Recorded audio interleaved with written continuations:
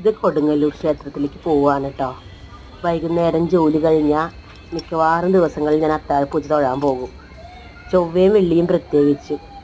ഞങ്ങൾ കൊടുങ്ങല്ലൂർക്കാർക്കേ കൊടുങ്ങല്ലൂരമ്മ അതൊരു വല്ലാത്തൊരു പറഞ്ഞറിയിക്കാൻ പറ്റാത്തൊരു അനുഭൂതിയാണ്.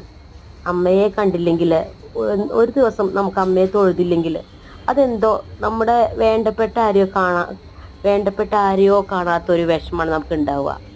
അത്താഴപ്പൂജ തൊഴുതു വന്നാൽ അത് പറഞ്ഞറിയിക്കാൻ വയ്യ അന്നത്തെ ദിവസത്തെ സന്തോഷം. മിക്കവാറും എല്ലാ ദിവസങ്ങളിലും ഞാൻ അത്താഴപ്പൂജ തൊഴാൻ പോകും. പക്ഷെ ചില ദിവസങ്ങളിൽ നമുക്ക് മനുഷ്യന്മാർക്കൊരു മടി ബാധിക്കുമല്ലോ, ആ സമയങ്ങളിൽ പോവാറില്ല. അല്ലാണ്ട് ഒരുവിധം എല്ലാ ദിവസവും ജോലി കഴിഞ്ഞ് വന്നാൽ വൈകുന്നേരം എത്രയും വേഗം അമ്മയുടെ അടുത്ത് എത്തണം എന്നൊരു ചിന്ത മാത്രമാണ് ഉണ്ടാവുക. ഇന്നും പതിവ് പോലെ കൊടുങ്ങല്ലൂരമ്മയെ കണ്ടു വന്നു.